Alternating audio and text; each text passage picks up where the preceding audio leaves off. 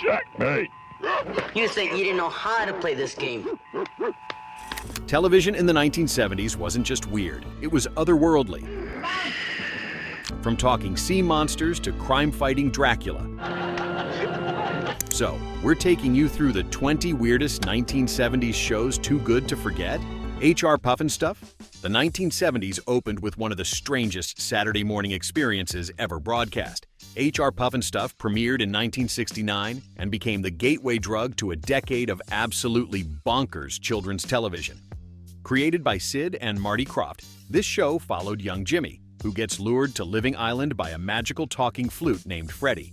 Once there, he's trapped in a world where everything has a face, everything talks, and nothing makes conventional sense. The mayor of this bizarre realm is a giant dragon named H.R. Pufnstuf. And of great knowledge. Also, head of my anti-smog pollution and witch committee. Who looks like he walked straight out of a fever dream Jimmy spends each episode trying to escape while being hunted by Witchy Poo, a cackling villain who desperately wants Freddy the Flute for her collection. The sets were explosions of color that seemed designed to burn themselves into young minds forever. Trees had faces, mushrooms sang, and the whole island pulsed with an energy that adults found deeply suspicious. Rumors claimed the Crofts had help making this psychedelic trip of a show, but they always denied it. Regardless, H.R. Pufnstuf defined a whole era of rule-breaking, wonderfully bizarre TV. Lidsville? If H.R. Pufnstuf was strange, then Lidsville was what happened when the Krofft brothers decided to crank the weirdness dial past the breaking point. This 1971 series took viewers inside a magician's top hat, where an entire civilization of living hats resided. Yes, actual hats brought to life Mark, a teenage boy, falls into magician Merlot's hat and finds himself in Lidsville, a land populated by every type of hat imaginable. There's Weenie the Genie, who lives in a fez, Raunchy Rabbit in a bunny cap, and the Hatapillars, which were exactly what they sound like, caterpillars made of stacked hats. The villain was Hoodoo, an evil magician played with manic energy by Charles Nelson Riley. Can you stand there in that uniform and tell me there's nothing wrong? Ever since that bolt of lightning hit me, my fingers have lost their zap. He's lost his zap! Who seemed to understand the assignment was pure chaos. Each episode featured Mark trying to escape Lidsville while Hoodoo attempted to capture him using ridiculous magical schemes. The show made absolutely zero logical sense, even by children's television standards. Why did hats need houses? How did they eat? Why did some hats have arms and legs while others didn't? These questions were never answered because Lidsville existed in a realm beyond explanation. Land of the Lost? When Land of the Lost premiered in 1974, it marked a bold step into more ambitious storytelling. The series follows the Marshall family, Rick, Will, and Holly, who tumble through a dimensional gateway during a rafting trip. What is it? I don't know. It looks like it was made by intelligent beings. And find themselves stranded in a strange prehistoric world suspended in time. Unlike the trippy puppet shows that came before, Land of the Lost featured actual dinosaurs brought to life through stop-motion animation. The family lived in a cave and constantly dodged Grumpy the T-Rex while trying to survive encounters with the Sleestaks, terrifying lizard men who hissed and shuffled through ancient ruins. These creatures gave countless children nightmares that persist to this day. What made this show truly unique was its surprising intelligence. The Crofts hired legitimate science fiction writers, including Larry Niven, Ben Bova, and Theodore Sturgeon. Episodes explored time paradoxes, parallel dimensions, and complex mythology, involving mysterious crystals that controlled the entire land. There was actual world-building happening beneath the rubber dinosaurs and cheap special effects. The show also featured the Pakuni, a family of primitive, ape-like humanoids who became allies. Chaka and his family spoke their own language that the Marshalls gradually learned, adding an unexpected layer of depth. Sigmund and the Sea Monsters? In 1973, the Krofft brothers asked themselves a simple question. What if a sea monster was actually friendly and just wanted to escape his terrible family? The result was Sigmund and the Sea Monsters, a show that somehow made you root for a creature that looked like he was constructed from shag carpeting and googly eyes. Sigmund was the sweetest member of the terrifying Ooze family, who lived in a cave beneath the ocean. His brothers, Big Daddy Ooze and Sweet Mama, were furious that Sigmund refused to be properly scary and monstrous, so Sigmund ran away and was discovered by two human brothers, Johnny and Scott, who hid him in their clubhouse and tried to keep him secret from everyone. Each episode balanced slapstick comedy with surprisingly sweet moments about acceptance and friendship. What's going to happen to me? Well, don't you worry about that. You'll be fine out here. The Ooze family would search for Sigmund while he tried desperately to fit into the human world. Despite leaving green footprints everywhere and having an insatiable appetite for seaweed, Sigmund's innocent confusion about human customs provided endless entertainment, and his distinctive voice became iconic. What are we gonna do? Yeah, what? The show featured other sea creatures like Sheldon the Sea Genie, who lived in a shell instead of a lamp. The costumes were gloriously cheap, and the plots were delightfully absurd. But beneath the foam, rubber, and felt was a genuine heart that made audiences actually care about this gentle monster who just wanted to belong. The Bugaloos?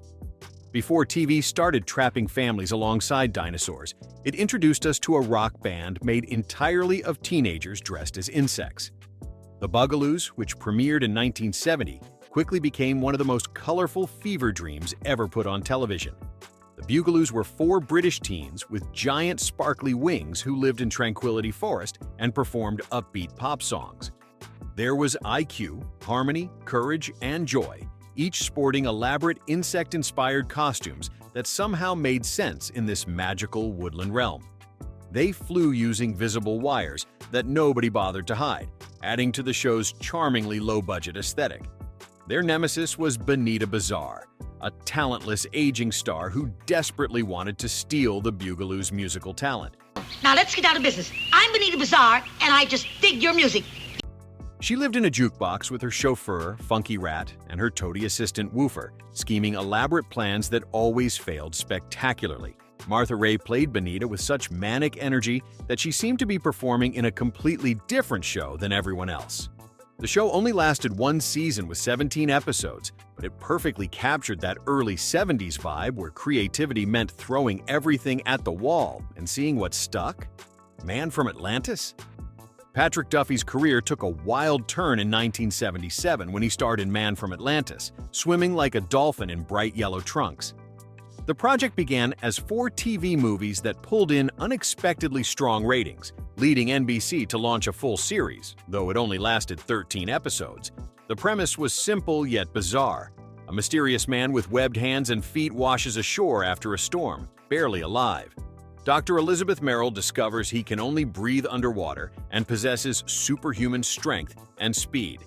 Named Mark Harris, he's believed to be the last survivor of the lost civilization of Atlantis. His eyes are hypersensitive to light, and he swims using a distinctive dolphin kick motion that Duffy perfected by holding his breath for extended periods. Mark joins the Foundation for Oceanic Research, operating from a submarine called the Cetacean, battling underwater threats and exploring ocean mysteries. His arch-nemesis was the rotund villain Mr. Schubert, played by Victor Buono, who plotted various schemes for underwater domination. The show started with intelligent science fiction storytelling but gradually descended into camp territory. Episodes featured evil twins, magical imps played by Pat Morita, and portals at the bottom of the ocean leading to worlds where Romeo and Juliet somehow existed.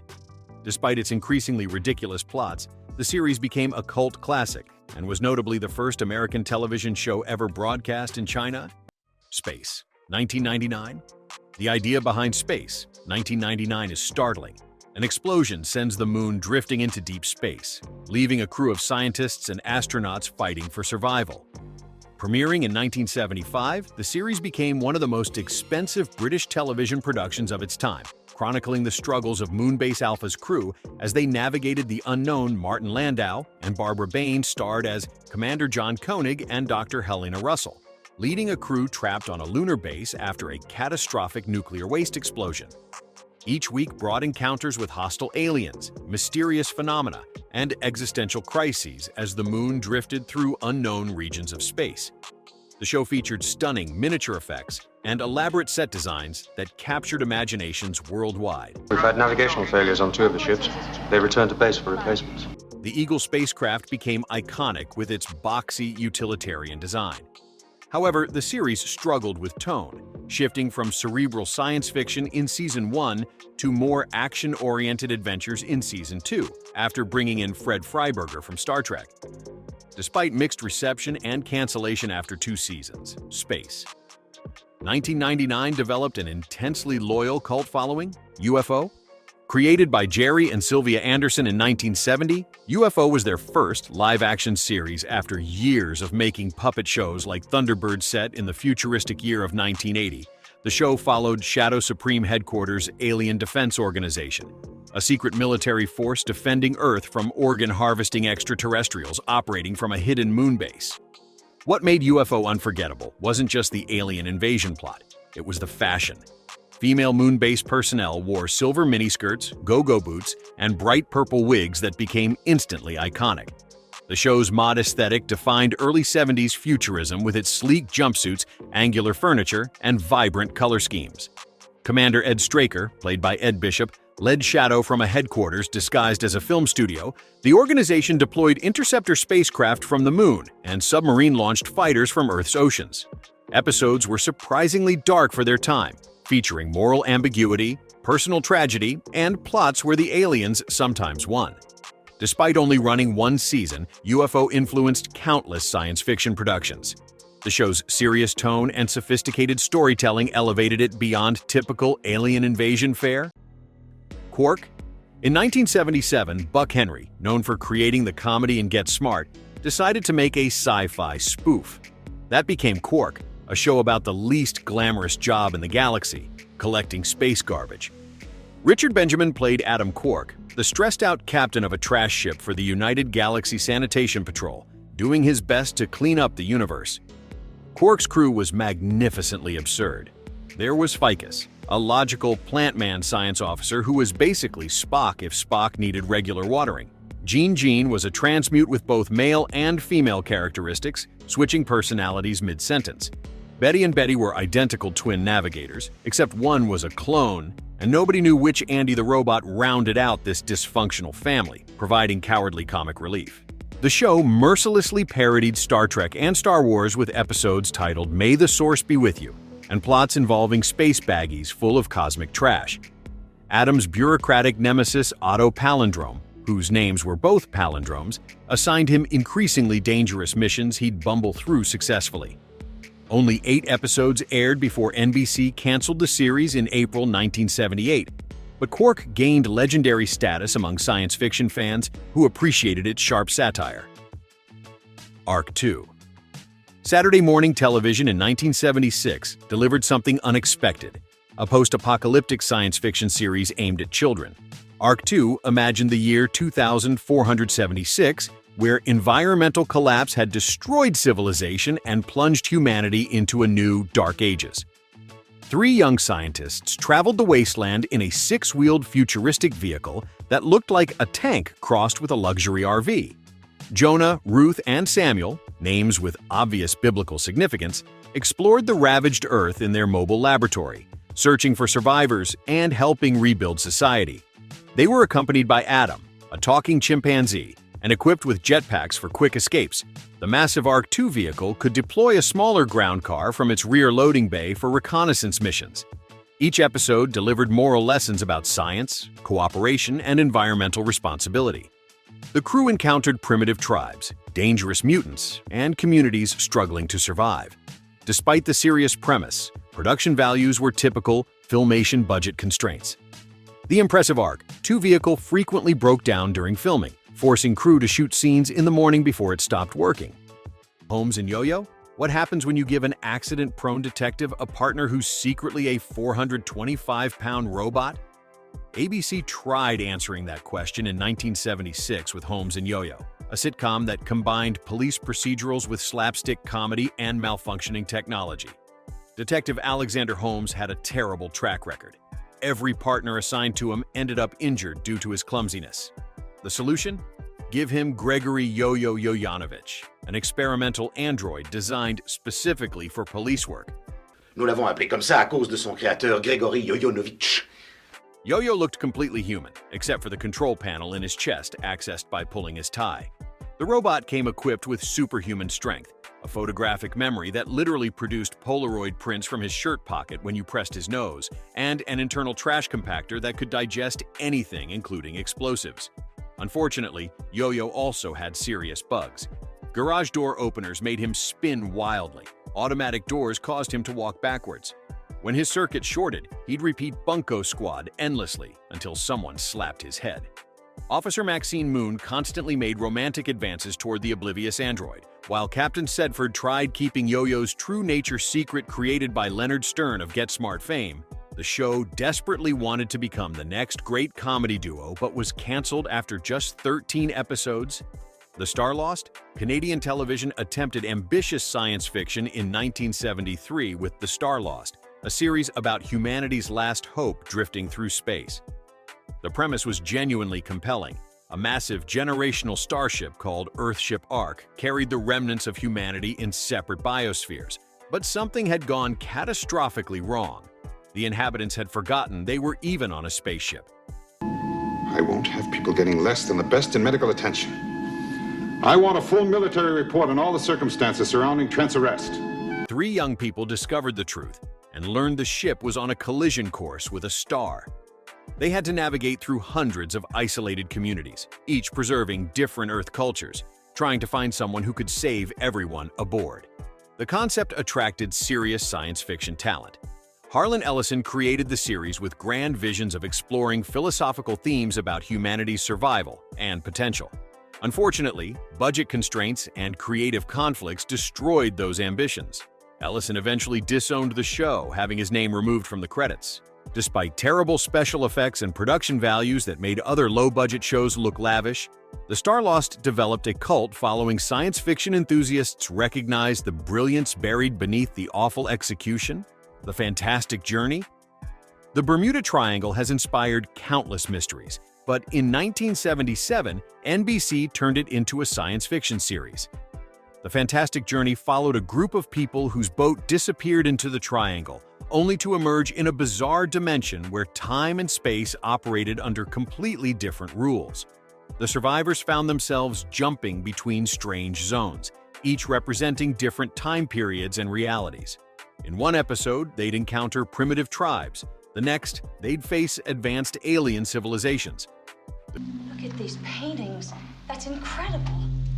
Eva, I don't know much about it, but that paint looks new to me. Listen, nothing around here makes any sense. The group included a psychic teenager named Scott, his father, Dr. Fred Walters, and Varian, a man from the 23rd century with mystical powers who became their guide through this surreal landscape. Each zone presented philosophical dilemmas and moral challenges alongside the usual dangers. The travelers desperately searched for the way home while navigating landscapes that defied logic. One week featured futuristic cities, the next brought encounters with pirates or prehistoric dangers. NBC canceled the series after only 10 episodes, leaving viewers with no resolution to the journey. Despite its short run, The Fantastic Journey earned devoted fans who appreciated its ambitious attempt to blend science fiction, fantasy, and adventure into something genuinely weird and unpredictable. Salvage 1? Andy Griffith showed a different side of his acting in Salvage 1. He played Harry Broderick, a junkyard owner who built a homemade spaceship from scrap metal so he could fly to the moon and collect equipment NASA left behind. Harry recruited a former astronaut and an electronics genius to construct the Vulture, a homemade rocket that somehow actually worked. The first episodes focused on the lunar salvage mission, complete with special effects that were charmingly primitive, even by late 70s standards. After successfully returning from the moon, the series shifted focus to Harry using the Vulture for various adventures, rescuing astronauts, recovering satellites, and tackling other unusual missions. To 112 degrees Fahrenheit. Oh, that's good, huh? Not really. We can expect outside temperatures of up to 300 degrees between here and the moon. Yeah, but don't worry, Fred's doing a great job in that cooling system. Joe embraced its blue-collar approach to space travel, celebrating American ingenuity and the idea that regular people could achieve extraordinary things. Salvage 1 lasted only 1 season, but captured imaginations with its optimistic premise that space exploration didn't require billion-dollar budgets, just determination and creative thinking.